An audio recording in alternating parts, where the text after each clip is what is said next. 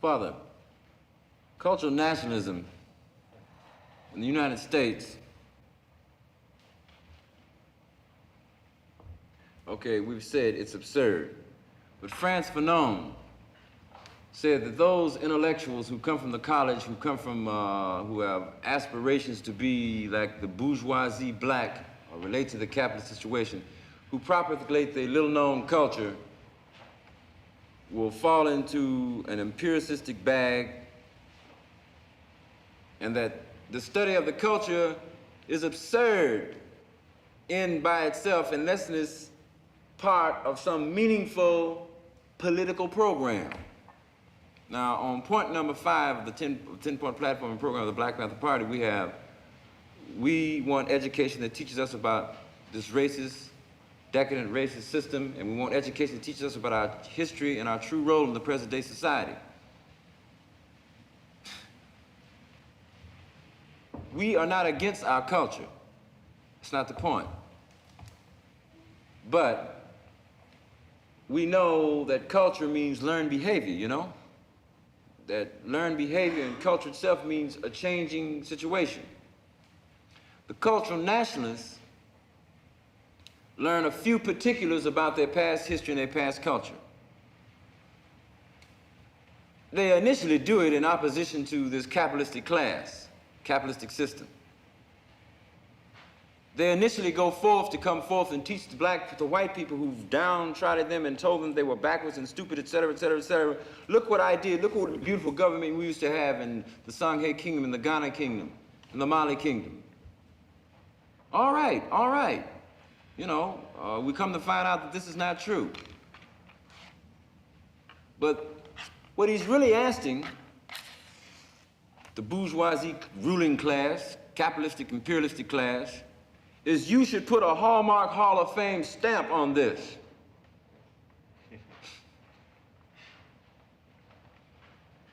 So it's very easy, and it actually happened in America. I remember when I used to play in black plays, they call them black plays, and because there was some of the cuss words that the black man used in the block and they were supposedly telling it like it is, even before there was any idea of anybody having any guns in force against the power structure, righteously organized, they told me and they told the whole acting crew that if you have that play down there, we're gonna come down there and we're gonna arrest everybody in the auditorium. That's what the pig power structure said. But Huey P. Newton put an organization together and put culture in the confines of a political program and saw that there were more meaningful things, redefined the whole situation and understanding that culture, the only culture we could hang on to was a revolutionary culture.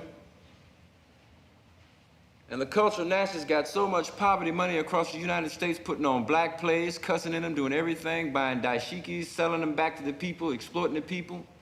It's a crying shame. They co-opt. Because the revolutionary organization came along, that is, the pig power structure said, well, a barking dog doesn't bite. And that's all the cultural nationalists doing is barking.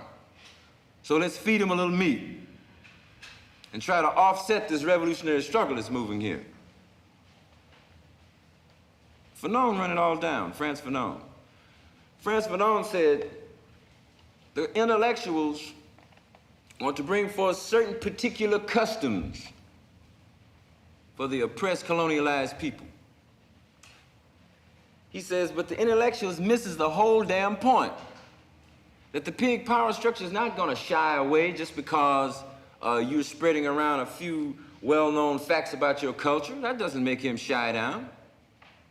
He says the cultural nationalists misunderstand the fact that custom, he tries to customize these little things.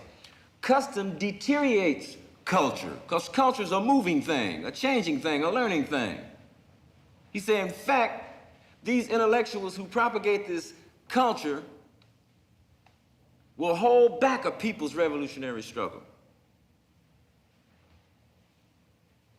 They run around and say, it's education, we must learn our culture, we can't do nothing, never. No, the cultural nationalists get completely co-opted by the power structure. That's what Ron Karenga That's all he's propagating is culture. He takes poverty monies. Sure, the pig power structure came down. They sent down 2 members about 9 months ago, or 8 months ago, to the Black Panther Party Central Headquarters from Washington, D.C., from the OEDC Poverty Program Office, and offered the Black Panther Party $2 million if we put our guns down and only work on employment and only work on point number 5, education. We told him that we'd like to have the money. Give it to us, no strings attached. And if you think you're gonna be slick, and if we get a hold of some of that money, we're gonna buy some guns, because you don't want to talk about us stopping that power force you got out there occupying our community like a foreign troop. At the same time, we're gonna work on full employment. At the same time, we're gonna work on decent housing fit for shelter of human beings. We're gonna work on all 10 points of the 10-point platform and program of the Black Panther Party. Most of our guns, though, we just have to do just like we do, like the Vietnamese do, Because they won't have sell us guns no way in none of those places over there. That's 1 or 2 cats around to do it, because you remember they had some capitalists running around that sold guns to the Indians, remember? But those political programs are very important. But they wanted to co-op and use it. We said, no, we're not going for that.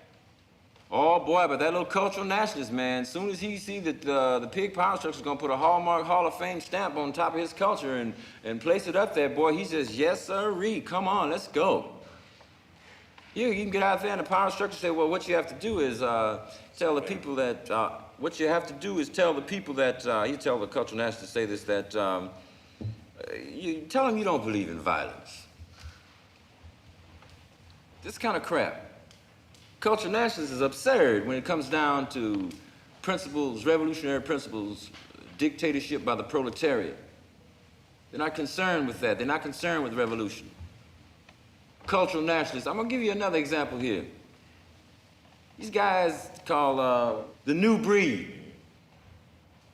Big naturals. Well, nicely put together, dashikis, the African robes and stuff like this here.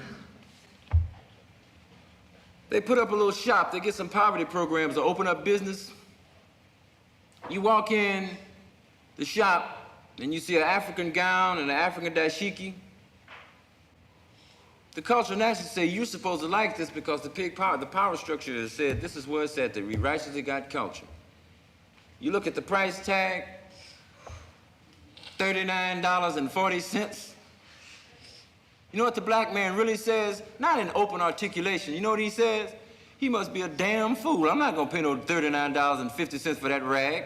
What do you mean, man? You can't say that. This is our African culture, man.